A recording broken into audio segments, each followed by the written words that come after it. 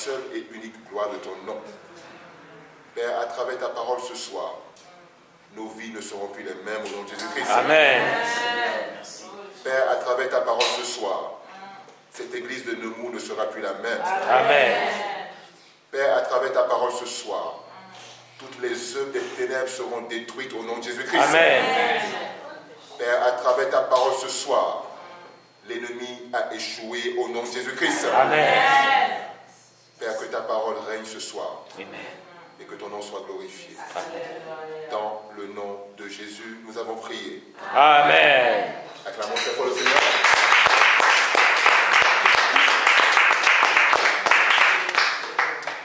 Amen. Amen. Nous bénissons le Seigneur ce soir pour le privilège qu'il nous donne de pouvoir l'écouter. C'est toujours une grâce pour nous de pouvoir partager. C'est toujours une grâce pour nous de pouvoir partager la parole de Dieu. Et comme je le disais hier, la parole de Dieu a une puissance efficace. Tout dépendra maintenant de chacun. La parole de Dieu a le pouvoir de terrasser la puissance de l'ennemi. La parole de Dieu a le pouvoir de détruire la peur. La parole de Dieu a le pouvoir de détruire la haine. La parole de Dieu a le pouvoir de détruire la jalousie. La parole de Dieu a le pouvoir de restaurer un mariage. La parole de Dieu a le pouvoir d'éviter un divorce. La parole de Dieu a le pouvoir de restaurer toute situation que vous vivez dans votre lieu de travail ou dans votre lieu de commerce. La parole de Dieu a le pouvoir aussi de guérir. Amen. À une seule condition, à la condition où nous mettons notre foi et notre confiance en cette parole. Amen. Alléluia. Amen. Hier, nous avons vu la puissance de la parole de Dieu. Et juste avant de rentrer dans le thème de ce soir, je veux juste rafraîchir la mémoire de chacun. Nous avons vu hier dans le livre de Genèse, le premier livre, que Dieu a créé la terre. Et lorsque Dieu a créé la terre, la Bible nous montre que Dieu va créer la terre par la parole. La Bible nous dit quoi? La Bible nous dit, Dieu dit et cela fut. Il dit, Dieu dit que la terre soit, Dieu dit que ceci soit, Dieu dit que cela soit. Et la Bible nous montre que immédiatement, ce que Dieu déclarait venait à existence. Alléluia. Cela veut dire quoi? Et ça, il faudrait que vous compreniez cela. Vous savez, si vous ne comprenez pas si vous ne comprenez pas comment cela fonctionne dans le royaume de Dieu, si vous ne savez pas ou vous ne comprenez pas comment cela fonctionne dans l'esprit, vous aurez du mal à vivre la vie que Dieu désire que vous viviez sur cette terre.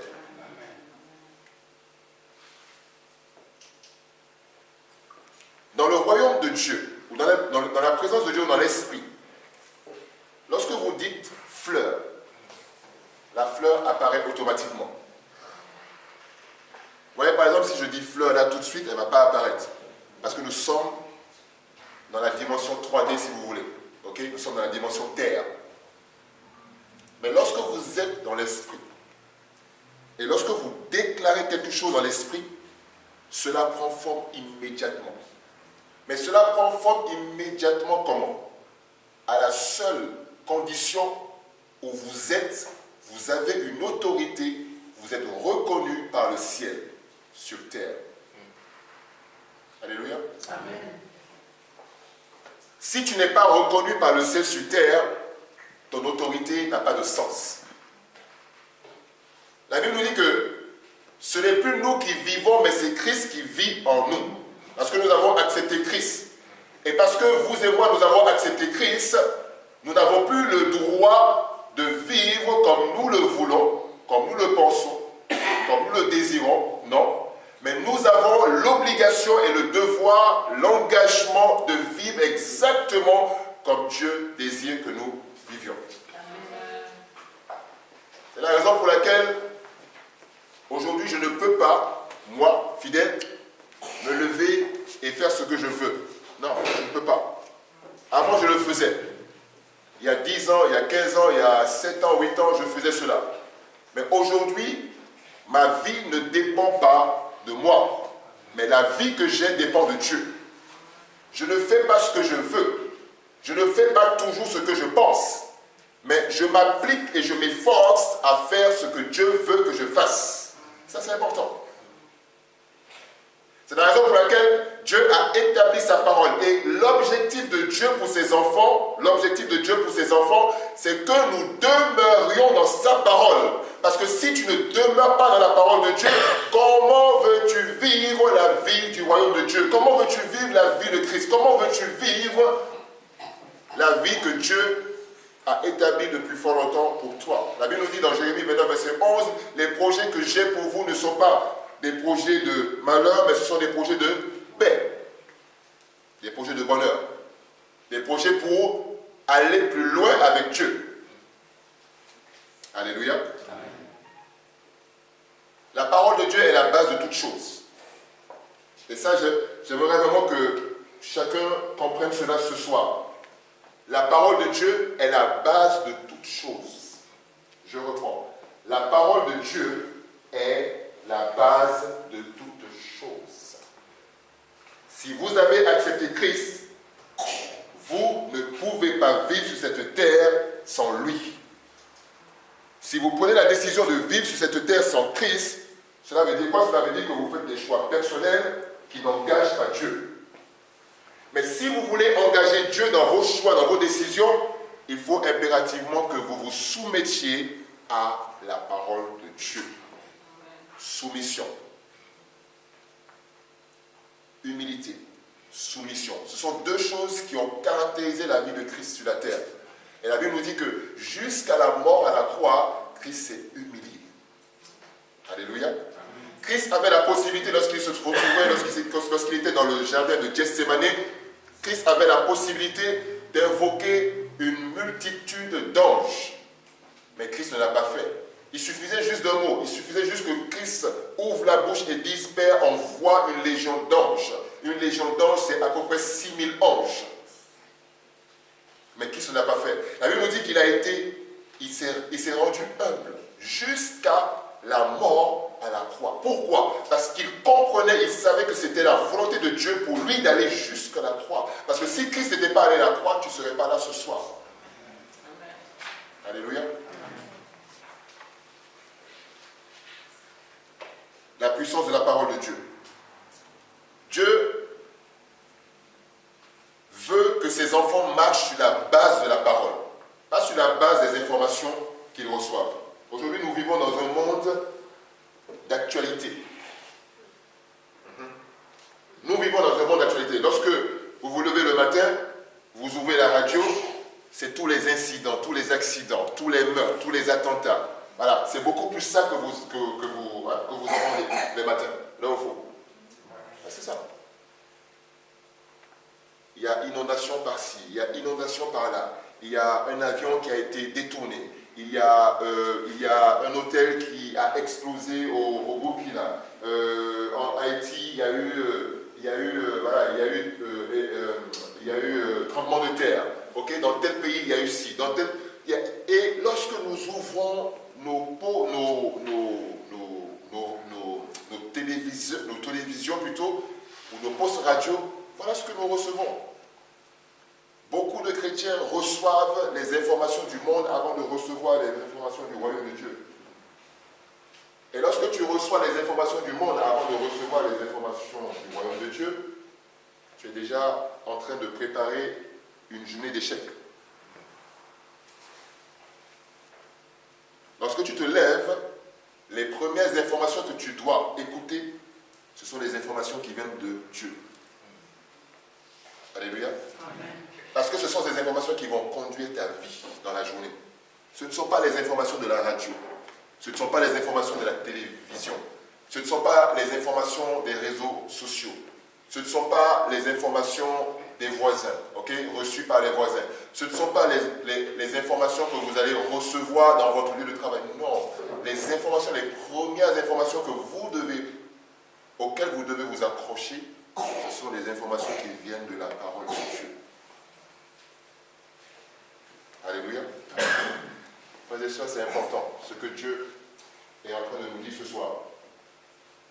Dieu veut que ton histoire change, mais elle ne changera pas si tu ne fais pas ce pas, cet engagement de foi. L'engagement de renouveler tes pensées. Dans Romains chapitre 12, versets 1 à 3, on nous parle là du renouvellement de la pensée.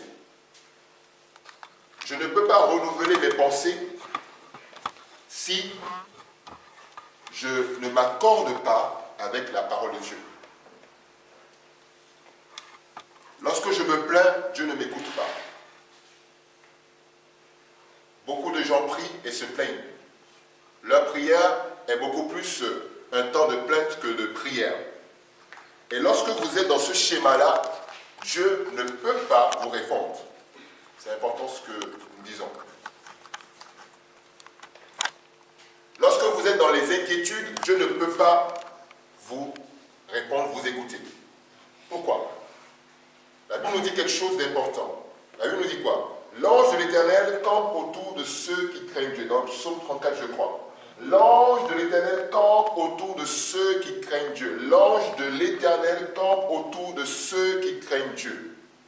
Lorsque vous retournez à la version originale de la Bible, on nous dit là, de façon beaucoup plus expressive, on nous dit « L'ange de l'Éternel campe autour de ceux qui prient ». En d'autres termes, l'ange de l'Éternel campe autour de ceux qui font confiance à Dieu. Lorsque tu fais confiance à Dieu, ton cœur est orienté vers lui. Lorsque tu fais confiance à Dieu, tes pensées sont orientées vers lui. Tes pensées ne sont pas orientées vers ce que le monde te dit, mais tes pensées sont orientées vers ce que Dieu te dit. Alléluia. Amen.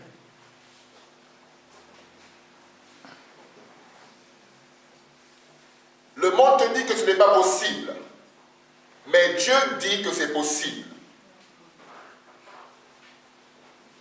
Les médecins te disent que ce n'est plus possible. Mais lorsque je lis ma Bible, je vois que Dieu me dit que c'est possible. Parce que dans le verset de référence de ce réveil spirituel, dans Luc 1:7, il est bien écrit et bien dit, rien n'est impossible à Dieu. Rien. Et ça, je voudrais vraiment que vous compreniez, c'est ce que Dieu veut que vous compreniez, chers frères et sœurs. Rien n'est impossible à Dieu. Dieu peut faire n'importe quoi dans ta vie. Ce que tu n'as jamais imaginé. Ce que tu n'as jamais eu. Ce que tu n'as jamais reçu. Ce que tu n'as jamais imaginé recevoir dans ta vie. Dieu peut te l'accorder. Mais à une seule condition. Que tu lui fasses confiance. Alléluia. Ce ne sont pas les informations du monde qui doivent régir ta vie. Ce ne sont pas les informations du monde qui doivent régir ta vie. Tu n'es pas né de nouveau pour encore soumettre ta vie aux informations du monde. Si nous sommes vraiment nés de nouveau, nous devons soumettre notre vie à Christ. Nous devons nous humilier à Christ. Nous devons obéir à Christ et non aux informations ou aux actualités du monde. La foi vient de ce que l'on entend et ce que l'on entend vient de la parole de Dieu. La Bible ne nous dit pas que ce qu'on entend vient du monde. La Bible ne nous dit pas que ce qu'on entend vient des réseaux sociaux. La Bible ne nous dit pas que ce que l'on entend vient de ce que les voisins nous disent. Non, la Bible nous dit que la foi vient de ce que nous entendons, mais ce que nous entendons vient de la parole de Dieu, frères et sœurs.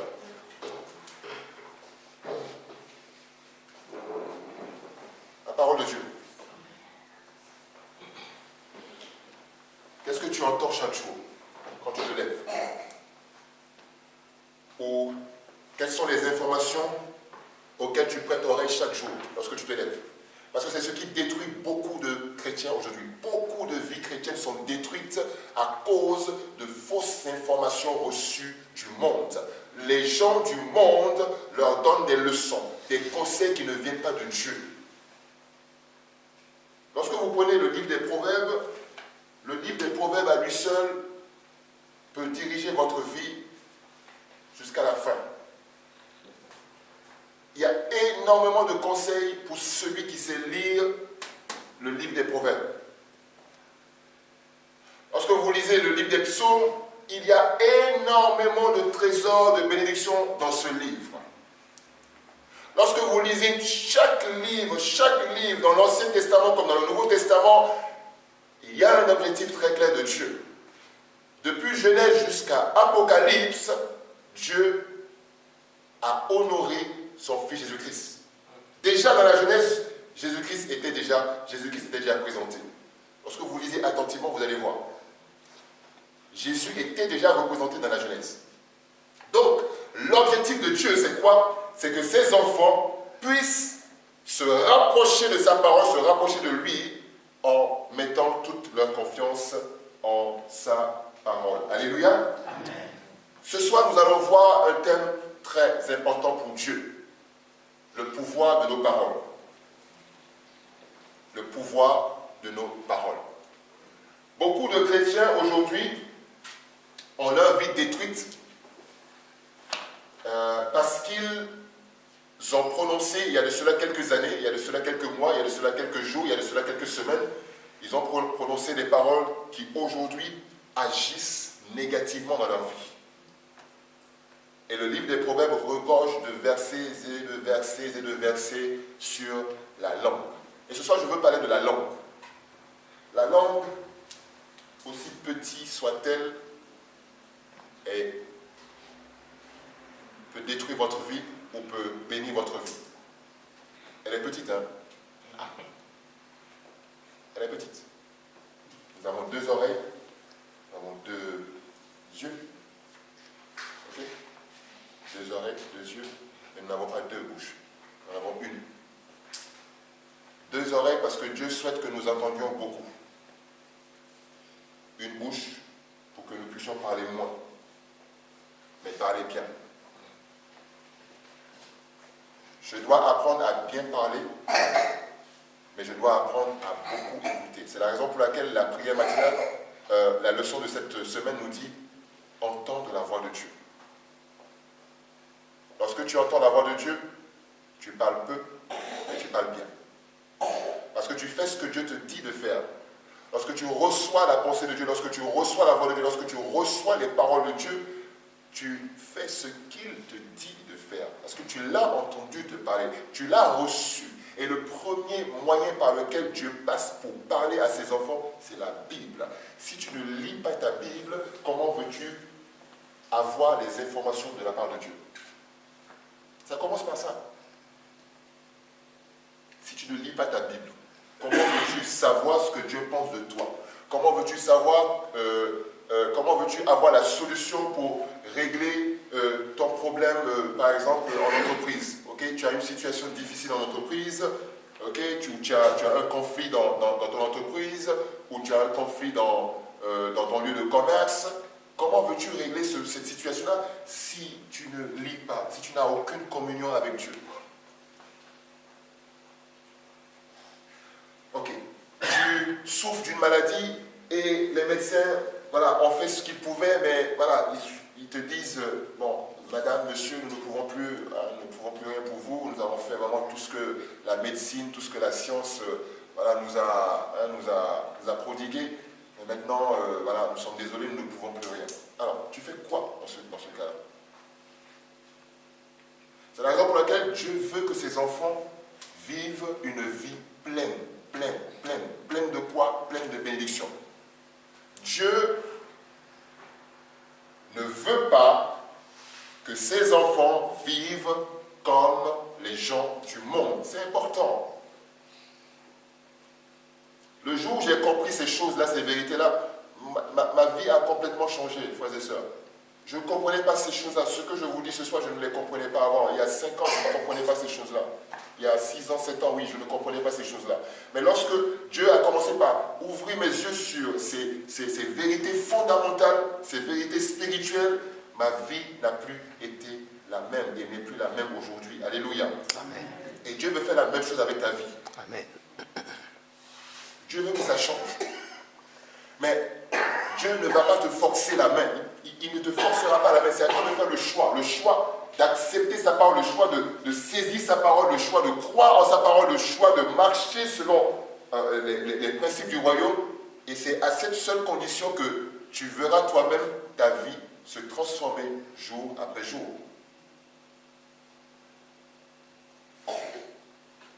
La puissance des paroles. Il y a beaucoup de choses, hein, il y a beaucoup de choses à dire. Moi, je vais essayer vraiment de restreindre mon commentaire ce soir. Et Dieu fera son œuvre. Alléluia. Amen. Nous allons lire un passage très important qui va, disons, vous montrer un peu l'importance des paroles. Nous allons lire ce passage dans Nombre, chapitre 13. Vous connaissez peut-être cette histoire avec le peuple d'Israël qui venait de sortir d'Égypte et se dirigeait vers la terre promise par Dieu lui-même. Cette terre n'était pas promise par un homme, mais cette terre était promise par Dieu. Mais malheureusement, il va y avoir des choses qui vont se passer dans la vie de ce peuple d'Israël. Lorsque vous lisez la vie du peuple d'Israël, vous allez voir que c'est une vie en dents de scie. Hein. À des moments donnés, le peuple d'Israël fait la volonté de Dieu. À un autre moment, le peuple d'Israël va faire sa propre volonté. Et à chaque fois que le peuple d'Israël faisait sa propre volonté, les conséquences étaient là. Mais lorsque le peuple d'Israël revenait dans la volonté de Dieu, alors tout se remettait en place. Ok? Nous allons lire quelques passages dans Nombre chapitre 13. Alors, attendez. Alors, on va lire, je vais lire à partir du verset 1. L'Éternel parla à Moïse et dit: envoie des hommes pour explorer le pays de Canaan. Nous sommes dans Nombre chapitre 13, hein, le livre des Nombres, chapitre 13, à partir du verset 1. L'Éternel parla à Moïse et dit: envoie des hommes pour explorer le pays de Canaan, que je donne aux enfants d'Israël. Tu enverras un homme de chacune des tribus de leur père. Tous seront des principaux d'entre eux. Moïse les envoya du désert de Paran, d'après l'ordre de l'Éternel. Tous ces hommes étaient chefs des enfants d'Israël. Voici leurs noms. Alors, on va passer les noms. C'est pas ça qui nous intéresse ce soir. Je m'en vais au verset 18. Vous verrez le pays ce qu'il est, et le peuple qu'il habite, s'il est fort ou faible, s'il est en petit ou en grand nombre. C'est Dieu qui parle toujours au peuple d'Israël. Ce qu'est le pays où il habite, s'il est bon ou mauvais. Ce que sont les villes où il habite, si elles sont ouvertes ou fortifiées. Ce qu'est le terrain, s'il est gras ou maigre, s'il y a des arbres ou s'il n'y en a point. Ayez bon courage et prenez les fruits du pays. C'était le temps des premiers raisins. Verset 21. Ils montèrent et ils exploraient le pays depuis le désert de Tsin jusqu'à Rehob, sur le chemin de Hamath. Ils montèrent par le midi et ils allèrent jusqu'à Hébron, où étaient Ahiman, Sheshai et Talmaï, enfants d'Anak. Hébron avait été bâti 7 ans avant Soan en Égypte. Ils arrivèrent jusqu'à la vallée d'Eshcol, où ils coupèrent une branche de vigne avec une grappe de raisin, qu'ils portèrent à deux au moyen d'une perche. Ils prirent aussi des grenades et des figues. Verset 24. On donna à ce lieu le nom de vallée d'Eshcol, à cause de la grappe que les enfants d'Israël y coupèrent. Il fut de retour de l'exploration du pays au bout de 40 jours. Vous voyez, le peuple d'Israël, sous l'ordre de Dieu, Dieu va dire à Moïse, son serviteur Moïse, Dieu va dire à ce serviteur Moïse, envoie des espions, envoie des hommes. Et ces hommes vont aller explorer cette terre que j'ai donnée à mon peuple, la terre promise. Il s'agit ici de la terre de Canaan. Je vous rappelle que le peuple d'Israël venait de sortir d'Égypte. Ils avaient fait 340 années comme esclaves en Égypte. Dieu va envoyer Moïse, son serviteur, le prophète Moïse, Moïse va sortir le peuple de l'Égypte, donc de l'esclavage, de la servitude.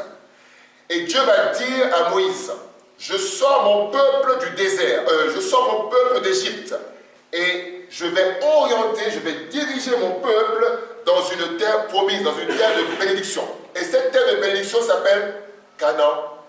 Et Dieu va préciser quelque chose d'important. Il va dire, c'est un pays où c'est une terre sur laquelle le lait coule, le miel coule. Dieu va ajouter ceci. Il y a des fruits énormes. Et effectivement, lorsque Dieu va demander à ce que Moïse envoie des gens sur cette terre, ils étaient 12 espions, ils vont effectivement voir et constater ce que Dieu lui-même avait dit. Donc, ils voient exactement que la promesse de Dieu, elle est là. Mais il y a un problème qui va se poser. Je vous invite à lire à la maison, je vais aller vite, c'est pour cela que je ne veux pas faire toute la lecture ici. Vous allez lire le nombre chapitre 13 et chapitre 14. Et là, vous comprendrez mieux ce que je vous explique ce soir. Ok? Donc, à un moment donné, ces espions, donc ceux qui étaient allés explorer la terre promise, vont revenir maintenant vers Moïse et vont faire un rapport à Moïse. Et ils vont dire ceci. Effectivement, Moïse, la terre sur laquelle tu nous as envoyés pour exploration, c'est effectivement une terre bénie. Et là, pour preuve, voilà les fruits. Nous avons pris des fruits. Ok? Le lait, le miel. Mais c'est vraiment ce que Dieu a dit. Mais des gens parmi ces 12-là, 2 ou quelques-uns vont dire ceci à Moïse. Mais, il y a un mais. Et ils vont dire à Moïse, nous avons croisé des géants, des géants. La Bible les appelle les enfants d'Anak. Des géants. Je suppose que ces gens faisaient 3 à 4 mètres, peut-être même plus. Ok? Nous avons croisé des géants. Et ces géants-là, lorsque nous nous regardons, lorsque nous faisons la comparaison, nous sommes comme des sauterelles devant eux. Conclusion, Moïse, nous ne pouvons pas rester dans cette terre promise, ce n'est pas possible pour nous. Alléluia. Dieu a dit, moi Dieu, je vous envoie sur cette terre promise. Voilà cette terre que je vous donne. C'est moi Dieu qui vous le donne. Alléluia. Dieu a parlé. Mais le peuple, des gens du peuple disent non. Nous ne pouvons pas aller sur cette terre. Pourquoi? Parce qu'il y avait un petit mais. Un gros mais à leurs yeux, mais un petit mais devant les yeux de Dieu. Dieu lui-même avait déjà libéré la bénédiction. Dieu lui-même avait déjà dit, je vous donne cette terre. Lorsque vous allez entrer sur cette terre, vous allez écraser toutes les nations qui sont là-bas. Parce que c'est moi, votre Père, votre Dieu. 10 des 12 vont dire à Moïse, nous ne pouvons pas, Moïse, entrer sur cette terre. Ce n'est pas possible. Avec ces géants, nous ne pouvons pas y rester. Et lorsque le peuple, la Bible nous dit, lorsque vous faites la lecture, toujours dans Nombre 14, la Bible nous dit que lorsque le peuple va entendre ce rapport négatif des 10 sur 12, toute la nuit, le peuple va pleurer. Toute la nuit, le peuple va pleurer. Moïse, pourquoi est-ce que tu ne nous as pas laissés en Égypte? Ils ont fait 350 années, je vous rappelle ça. Ils ont fait 350 ans d'esclavage en Égypte et à cause de quelques géants qu'ils ont trouvés sur la terre promise, ils sont prêts à repartir. Je ne sais pas si vous voyez un peu l'absurdité. 350 années. 300 ans. Et ils veulent retourner en Égypte. Lorsque vous lisez, vous allez voir, nous préférons retourner en Égypte. Au moins là-bas, nous mangeons, même si nous souffrons, ce n'est pas grave. Mais nous allons quand même manger, nous avons de la viande, nous avons tout. Personne ne nous emmerde. Nous sommes nous sommes mieux, nous serons mieux, ok, avec cette servitude que nous avons vécue. Nous maîtrisons beaucoup plus cette servitude, mais là, ces hommes, ces géants, nous ne voulons pas, nous ne pouvons pas rester sur cette terre. La Bible nous dit que 10 des 12 vont avoir un rapport négatif. Et ce rapport négatif va fragiliser la foi du peuple. Alléluia. Ce rapport négatif, ces paroles négatives qui sont sorties de leur bouche, va fragiliser le peuple de Dieu. Et lorsque vous lisez maintenant les chapitres qui suivent, vous allez voir que Dieu n'est pas content. Qu'est-ce que je veux vous dire ce soir? Faites extrêmement attention aux paroles qui sortent de votre bouche. Faites extrêmement attention aux paroles qui sortent de vos bouches. Je répète une troisième fois. Faites extrêmement attention aux paroles qui sortent de votre bouche. Ces paroles peuvent détruire votre vie. Ces paroles peuvent restaurer votre vie. Ces paroles peuvent détruire votre vie. Ces paroles peuvent protéger votre vie. Faites extrêmement attention aux paroles qui sortent de votre bouche. Même si vous voyez que ce n'est plus possible, même si vos yeux voient que ce n'est plus possible, ne dites jamais que ce n'est pas possible. Parce qu'avec Dieu, rien n'est impossible. Alléluia. Amen. Même si vous vous trouvez devant le précipice et que vos yeux physiques voient qu'il n'y a plus de solution, si vous êtes vraiment né de nouveau, si vous avez réellement accepté Christ comme étant votre Seigneur, vous dites que Jésus-Christ est votre Seigneur et Sauveur. Votre Seigneur et Sauveur. Est-ce que vous savez ce que ça veut dire Seigneur? Est-ce que vous savez ce que ça veut dire Sauveur? Donc, si nous disons que Jésus-Christ est notre Seigneur et Sauveur, même devant le précipice, même devant le fait que devant nos yeux ou à nos yeux, il n'y a plus de solution, parce que Christ est en nous, nous pouvons dire qu'il y a une solution. Amen. Amen. Alléluia. Amen. C'est ce que Dieu